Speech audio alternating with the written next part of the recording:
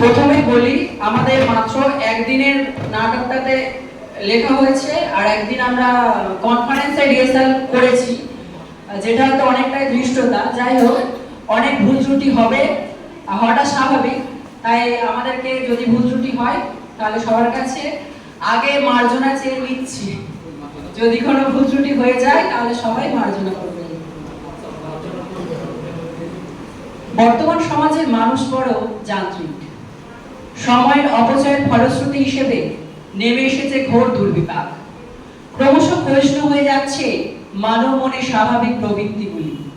আধুনিকতার তাগিদ বশত নিজেদের থেকে সরিয়ে ফেলছি ক্রমাগত নিজেদেরকে।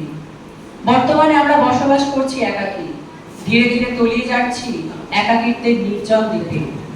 এইসব বিষয় থেকে সরে এসে আসুন আমরা সকলের মাঝখানে ফিরতে চাই। আজকের আমাদের নিবেদন শ্রুতি নাটক ফিরিয়ে দাও।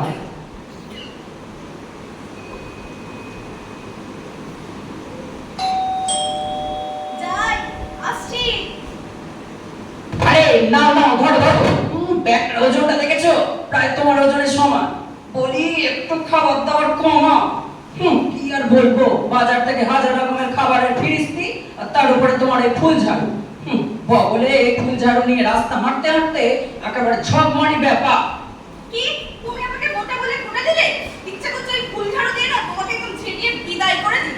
হ্যাঁ, ছোটা হাতে পেলেই তো তোমার মারতে ইচ্ছা করে না? তা আমি কি কলকাতা শহরের আবর্জনা না ডাস্টবিন যে তুমি আবর্জনাগুলোকে ডাস্টবিনে ঝেঁটিয়ে ফেলবে? এই তো সেদিন তোমার সেই সেই ফুল ঝাড়ু আনতে গিয়ে কয়েকজনের পিঠে এমন গোঁজা লাগলো, তারা যেন একেবারে সবাই খেকি কুকুরের মতো যেন করতে এলো। তুমি আমাকে খেকি কুকুরের সাথে তুলনা করলে? আরে গিনে খেকি কুকুর কেন রে? তোমাকে খেকি কুকুর কেন বলতে যাবো? আরে তুই তো হচ্ছে এলসিসি। না না না না না না, তুমি তো হচ্ছে আমার 7 পাকের বাঁধা স্ত্রী, জানেন? যখন তখন স্ত্রী ঘষে দিয়ে চলে যাও। তোমার সাথে না আমার কথা বলতে ইচ্ছে করে না। ইচ্ছে করে সেদিন যে কেন তোমার কথায় বাবাটা দিয়েছিলাম তা একমাত্র হরিই জানে। হ্যাঁ, হরি তো জানবে, ওই জন্য দুবেলা মনে মনে বলছো বলো হরি আর হরি বল, বলো হরি আর হরি বল। হ্যাঁ গো, তোমার শরীরে কি ভিটামিন সি এর অভাব পড়েছে গো? না হলে এরকম পাগলের মতো বকবক করছো কেন? কি বললে? ভিটামিন সি এর অভাব? ভিটামিন সি এর অভাব বললে নাকি মানুষ পাগল হয়? তা তুমি কোন স্কুলে পড়েছিলে গো? তুমি আর স্কুলের মধ্যে দিলে কই? ওই তো পিছন পিছন স্কুলে যেতে আমার সাইকেল নিয়ে কিরিং আর কিরিং স্কুলের মধ্যে দিলে। কি? আর সেই থেকে তো তোমার মনের ঘন্টাটা বাজলো, আজ পর্যন্ত সেই ঘন্টা বাজানো থামে না। কি হলো কি হলো? ওই যে সুরের মতো সবসময় ঘুরতে আসো, সবসময় লজ্জা করে না তোমার? কি তুমি তুমি আবার আমাকে সার বলে ছোট দিলে? পুরো বয়সে কি তোমার ভিড় প্রতি ধরেছে নাকি গো? শোনো শোনো, ওই মাছ খাও না, ছেড়ে দাও বুঝলে। আর ওই মাছ 400 টাকা কিলো, সে ওই আলুর দমেই চালাও। আরে কি একটা গান আছে না, আরে কি বলো না, মনে পড়ছে না? বলো না, বলো বলো, কি মনে পড়ছে না? বলো। আরে বলো না তো, গিন্নি বসে আছো কেন? সেই গান করেছিলাম, বলো। মনে নেই। দম মারে দম, দম মারে দম, শুয়ে পড়ে হাম।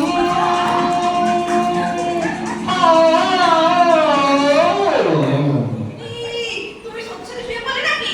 এই তোমার না বলে চাটা আনতে বলেছিলাম, একবারই ভুলে গেছো?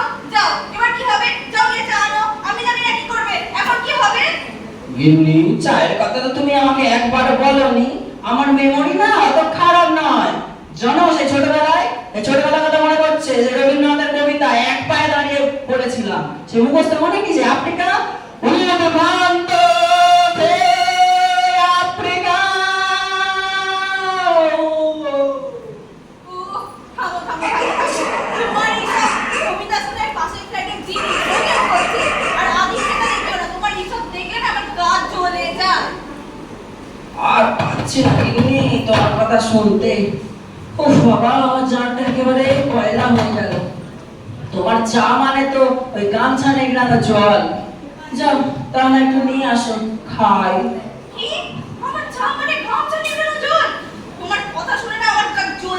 একেবারে রাগ করো না দেবী, রসিকতা বুঝতে শেখো। জীবন তো একেবারে শুকিয়ে এসেছে। এই কটা দিন না হয় নিচে গেয়ে বেঁচে যাও, শুধু গান গাও প্রাণ ভরে, প্রাণ ভরিয়ে তৃষা হরিয়ে মরে আর আরে আরে আরে আরে বাবা আরে কুকুরগুলো তেড়ে আসতেছে রে বাবা। তুমি চুপ করো, এত বকো না। আরে আরে আরে মনে হচ্ছে কে যেন একটা কলিং বেল বাজাচ্ছে। আরে আরে গিন্নি, ভরপুর বেলা সব কলিং বেল একদম তুলবে না, আমার সব ভালো লাগে না। ঝোঁকি দাঁড়াও দাঁড়াও গিন্নি, একদম তুলবে না। আহ, বাজে বকো না তো। দাঁড়াও, দেখি গিয়ে কে এসেছে।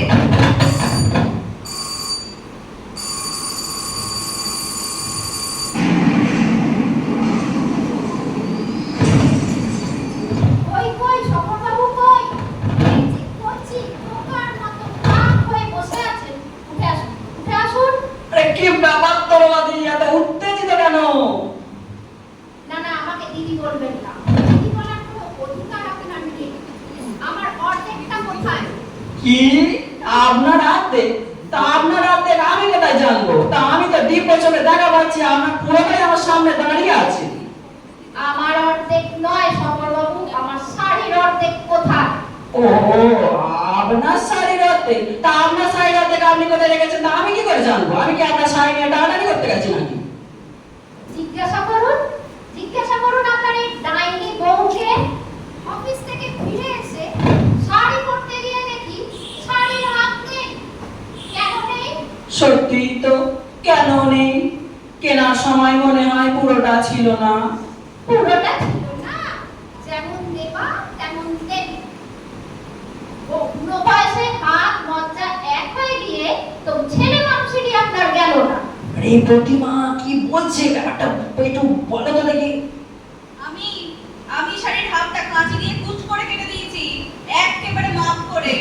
সে আবার কি? তুমি দিনের বেলা ওনারা বর্তমানে ওনার ফ্ল্যাটে ঢুকে ওনার শাড়ির আঁচল কেটে দিয়েছো কেন? তোমার কি মাথা টাথা খারাপ হয়ে গেছে নাকি? বদমাইশি বদমাইশি। আরে ফ্ল্যাটে ঢুকতে যাবো কেন আমি? আমার ফ্ল্যাট ক্লিনতে ওনার শাড়িটা ঘুরে এসেছিল। আমি তো ওখানে দাঁড়াতেও পারি না। আর ওই সাইডে তো আমার তুলসী গাছটা আছে। আচ্ছা বলো তো, ঘরে তো একটা ধর্ম বলে তো ব্যাপার আছে নাকি? ওনাকে অনেকবার আমি কিন্তু অনুরোধ করেছি আমার বারান্দায় যেন আপনার শাড়ি না ঝোলে। শুনেনি আমার কথা। কি করব? অনুরোধ যখন শুনেনি, আমিও আমার কথা রেখেছি, আমিও শাড়িটা কেটে দিয়েছি। অভদ্র মেয়ে, আমার ফ্ল্যাটে আমি শাড়ি শুকোতে দেব, আমার অধিকার আছে। শুনুন, এটা আমার এলাকা। তো আমার এলাকায় যদি আপনার শাড়ি আসে, আমিও কেটে দেবো। এটা আমার অধিকার। শুনছেন সমরবাবু? আপনার ডাইনি বউয়ের কথা। আমি থানায় যাব। যান যান যান যান, আপনার যেখানে ইচ্ছা সেখানে যান। আমি কি করবো? আমি ধরবো আর কাটবো। আমি হাইকোর্ট যাব। যান, আমার সুপ্রিম কোর্ট খোলা আছে। শুনছেন? আপনার বউয়ের কথা শুনছেন? আরে উনি কি শুনবেন? প্রতিমা কি করছো? একটু চুপ করো, থামো না বাবা, থামো। কেন কেন কেন আমি থামবো কেন? উনি যখন বদমাইশি করবে তার বেলা ভালো।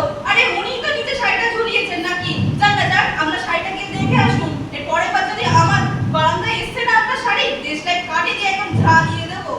কি বললে? কই দেখি তো, কোথায় বড় হাতের শাড়ি ঝুলছে? ওরে বাবা গো, পড়ে গেলাম গো, জল ফেলে রেখেছে। ওরে বাবা, কি লাগলো? আরে কি হলো তরলাদি, নিজের তৈরি করা পুকুর নেই মনে হয় নিজের সাঁতার কাটছেন। নিজের তৈরি করা পুকুর মানে? আপনি এখানে জল ফেলেছেন, আবার বড় বড় কথা বলছেন। নগো, খবরটা গেল। এই যে শুনুন, এই যে শাড়িটা ঝুলছে আপনার সিনথেটিক শাড়ি। ওই যে ওখান থেকেই জল পড়েছে, আপনি প্লাস্টিক খেয়েছেন, পড়েছে। মানে ওই কি বলুন তো, নিজের ফেলা খোসাতে নিজেই পাপিস ওরে বাবা রে বাবা, কত কথা। তুলসীর টবে লেগে আমার কোমরটা ভেঙে গেছে, আমি আর উঠতে পারছি না। মা গো মা, কি হবে? ও মিনি, মিনি কোথায় গেলি? মিনি, এ বাবা তরলাদি, পড়ে গিয়ে পাশের ফ্ল্যাটের বিড়ালটাকে ডাকছেন কেন? সমর বাবু, শাট আপ। মিনি কোনো ক্যাট নয়, mini is my only daughter. আজকাল মনে হয় মানুষের আর বিড়ালের নাম রাখছে, আশ্চর্য। হায় রে কলিকাল, কালে কালে কত দেখাবে হরি। ওরে বাবা রে, লাগলো। আউ, রাধে নয় গো, বলো তো ওলাদি নিজের কলেই নিজে পড়েছে। চিৎপাতে পড়েছে তরলা দিয়ে আবার মেয়েকে ডাকছে। তাই না তাই? কি বলো কি? এ কি মামুনি, তুমি এখানে উপুর হয়ে সাঁতার কাটছো কেন? না না মিনি, তোমার মা কৃষ্ণ বিরহে মরণ যমুনায় ঝাঁপ দিয়ে সাঁতার কাটছে। কলিযুগে রাধা কিনা নীল যমুনায় ঝাঁপ দিয়ে দেখো সাঁতার কাটছে। আহ, ছেড়ে দাও ছেড়ে দাও, এবার উনি যা বুঝবে বুঝবে ক্ষণে। যাও, পারলে ওনাকে গিয়ে ধরে তোলো। ওরে বিনি রে, কোথায় গেলি? ছুটে যা, ঘর থেকে আর্নিকাটা এনে দে।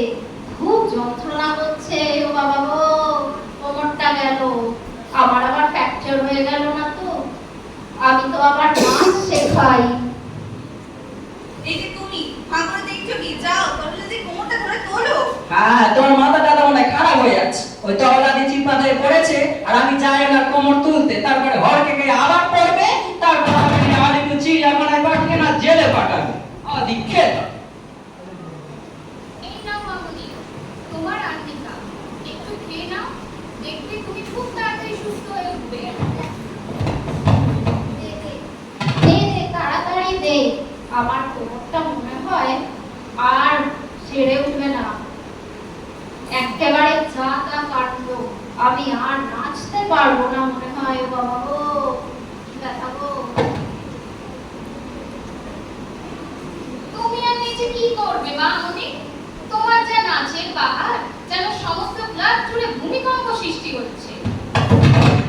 দেখলে, আমি তোমাকে সেদিন বলেছিলাম না আমাদের ঘরের আলমারিগুলো কেমন কাঁপছে জানো? এখন বুঝতে তো? তুমি তো বললে সেদিন ভূমিকম্প হচ্ছে। উনি যে উপরে নাচছিলেন, বুঝতে পারলে তো ব্যাপারখানা কি? আরে গিন্নি, এই কথাটা তোমাকে অনেক বলবো বলবো বলে ভাবছিলাম। সেদিন ওই সকালবেলা যখন হেঁটে হেঁটে আসছিলাম, তখন আমার পায়ের উপর জানো তো একটা আস্ত টপে এসে পড়লো। আরে সেটা তো ওনার নাচারই ফল। সে কি গো? কি এত বড় কথা? আমি নাচলে নাকি ভূমিকম্প হয়? ঠিক আছে, এরপরে এমন নাচবো, বাজ পড়বে, বাজ, মহাবাজ।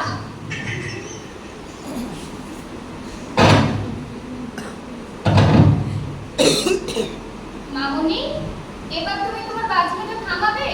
সকাল থেকে সারা রাত ঝনঝন করে বাজিয়ে যাও। তুই আমার বিরুদ্ধে গিয়ে ওদের গুণগান করছিস? আহারে, দুধকলা খাইয়ে সাপ পুষেছি মনে হয়। তরলাদি এমন ঝগড়া করছেন কেন? তা আমরা কি আপনার ভালোর জন্যই কি এসব বলছি না তরলাদি? থাক থাক, আমার আর ভালো করতে হবে না কাউকে। প্রথমে শাড়ি কাটলো, তারপরে জল ফেললো, গোবর ভাঙলো, এখন গঙ্গা জলে গঙ্গা পুজো করতে এসেছে। থাক। মামুনি, গঙ্গাজল কি? আমি মিনারেল ওয়াটার শুনেছি, কিন্তু এ জলের নাম তো শুনিনি। এ জল কোথা থেকে পাওয়া যায়? আরে ভগবান, এ কলিযুগের মেয়ে হয়ে স্বতস্বিনী গঙ্গার নামও শোনি? স্বয়ং শিবের মস্তক থেকে যার আগমন, যার স্পর্শে ধরিত্রী শুদ্ধ হয়। থাক থাক, তোমাকে আর বিনা মানিতে লেকচার দিতে হবে না। মেন আমাদের একদম ভগীরথ, যে নাকি গঙ্গাকে নিয়ে আসবেন। আচ্ছা মামুনি, ভগীরথ কাকু গঙ্গা আন্টিকে নিয়ে কোথায় যাবে? ও ভগবান, আমাকে এবার তুলে নাও, তুলে নাও। ওরে বাবারে, আমার কোমরটা সত্যি গেল, সত্যি গেল। আমার আর ঠিক হবে না কোনোদিন। শোন, তুই কাল থেকে না রামায়ণ মহাভারত পড়বি। আচ্ছা তরলাদি, সত্যি কথা বলতে তোমার মেয়েটা একদম তোমার মতন হয়েছে। কোনো শিক্ষা দীক্ষার বালাই নেই। রামায়ণ মহাভারত পুরাণ কিছুই তো জানে না দেখছি। আচ্ছা মিনি, তুমি তো এত কিছু তোমার শিক্ষা দীক্ষা জ্ঞান আছে, তা আমি একটা সাধারণ প্রশ্ন করি, বলো তো মা, রবীন্দ্রনাথ ঠাকুর কি জন্য নোবেল পুরস্কার পেয়েছিল? এত সহজ প্রশ্ন? হ্যাঁ মা, বলো উত্তরটা শুনি দেখি, কি বলো? ওই তো, কোথায় যেন একটা অঞ্জলি দিয়েছিল,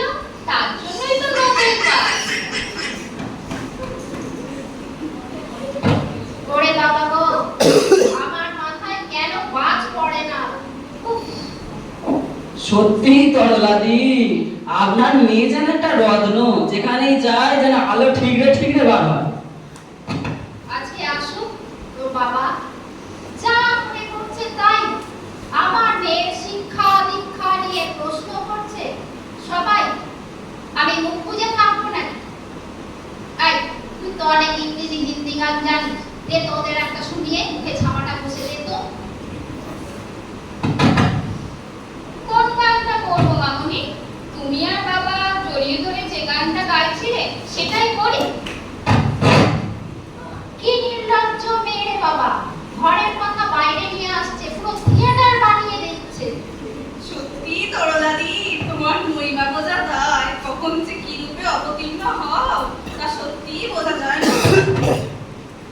তোমাদের মধ্যে কোনো ভালোবাসা নেই বলে আমাদের থেকে কি হিংসে হচ্ছে? সত্যি দিদি কেমন একটা চোঙা চোঙা গন্ধ পাচ্ছি। তা বুঝলে গিন্নি, আমাদের ভালোবাসার কথা যদি ওনাকে বলি, তাহলে উনি তো একেবারে পুরো জ্বলে পুড়ে একেবারে ছাই হয়ে যাবেন। আরে মনে নেই যে শিবের রসে মদনদেব কেমন একটা ভস্মীভূত হয়েছিল? হ্যাঁ, সে আর বলতে। মামুনি, মদন কাকু কে? ও ভগবান, ও একে ব্যথা, এ তারপরে মেয়ের মাথার গোবরগুলো বের করো, না হলে আমি লোকের কাছে মুখ দেখাতে পারবো না। এই অপবাদ শুনতে শুনতে আমায় মরে যেতে হবে। তুই না কাল থেকে রামায়ণ মহাভারতের গল্প শুনবি, বুঝলি?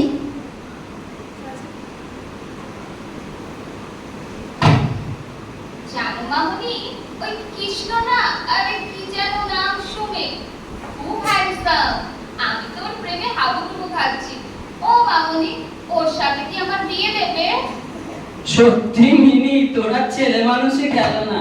কোথায় কৃষ্ণ, কোথায় কার সেই তুই টেলিভিশনের কৃষ্ণকে দিয়ে আবার সেই তোর মার মতো প্রেম যমুনায় সাঁতার কাটছিস। আরে দিদি তরলাদি, ও তরলাদি, কানের মাথা খেয়েছেন নাকি? মেয়েটাকে ফোন টিভি না দেখিয়ে যথার্থ শিক্ষা দিই। আমি তো আমার মেয়েকে শিক্ষা দিতে পারি।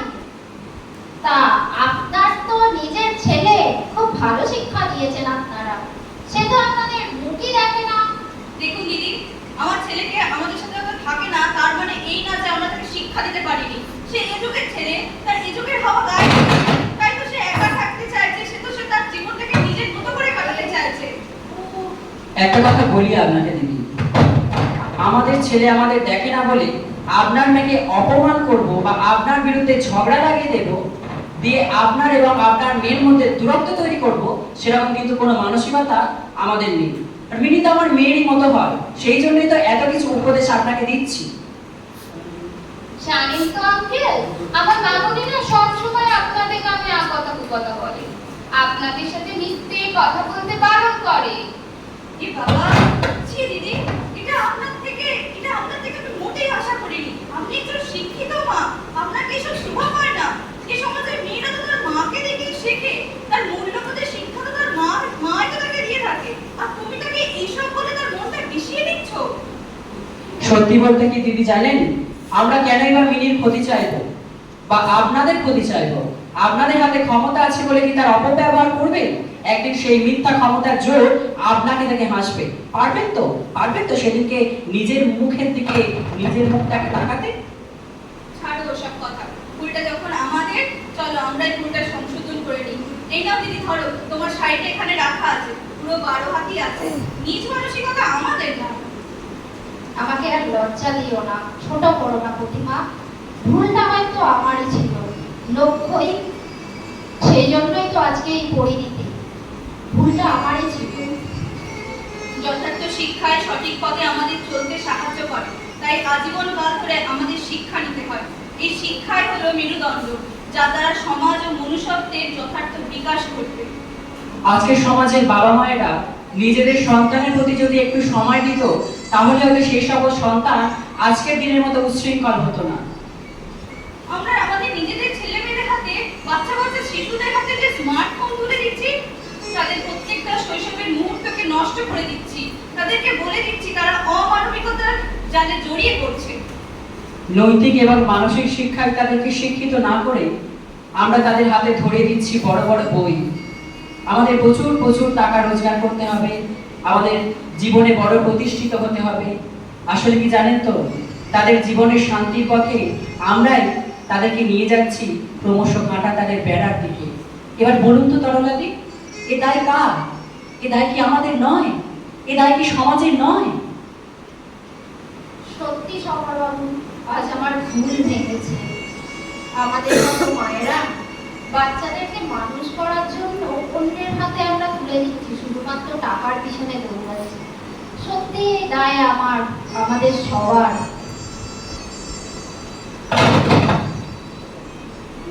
মামুনি, তুমি কাঁদছো কেন? আমি সব কথা শুনবো। আমি তোমাদের কাছ থেকে সঠিক শিক্ষা নিয়ে একজন দেখো সুনাগরিক হবই একদিন। আয় বেলি, আজ থেকে তোকে আমি পড়াবো সেই ছোটবেলার মতো রামায়ণ, মহাভারত, কত পঞ্চতন্ত্রের গল্প, সব কিছু তোকে শেখাবো। হ্যাঁ, তুই হয়তো অনেক ইংরেজি মাধ্যমে অনেক বড় বড় স্কুলে পড়িস, কিন্তু কিন্তু তোর এই জেঠুটা হয়তো অতদূর যেতে পারেনি, কিন্তু তোর মানসিকতার মনুষ্যত্ব বিকাশে যথার্থ শিক্ষাই তোকে দেবে একদিন। আয় মিনি, তোকে আমি একদিন আদর্শ মানুষ করে তুলবো। দিদি, আর কেঁদো না। আমরা সবাই মিলে আবার সেই হারিয়ে যাওয়া শৈশবকে সকল শিশুর মাঝে ফিরিয়ে দেবো। যেখানে থাকবে না কোনো স্মার্টফোন, থাকবে শুধু দেবান্তরের মাঠে নকশা বোনা রঙিন স্বপ্ন জগৎ। সেখানে প্রত্যেক শিশু থাকবে স্বাধীন, থাকবে না কোনো পরাধীনতার চাবিকাঠি, জোরপূর্বক চাপানো হবে না কোনো মিথ্যা শিক্ষার আড়ম্বর। আসুন আমরা সমস্ত শিশুর স্বপ্নগুলোকে ফিরিয়ে দিয়ে নতুন করে বাঁচার তাগিদ সৃষ্টি করি, যার দ্বারা পৃথিবীর প্রত্যেকটা শৈশব সুন্দর হয়ে উঠবে, সুন্দর হয়ে উঠবে। সুন্দর হয়ে উঠবে, সুন্দর হয়ে উঠবে।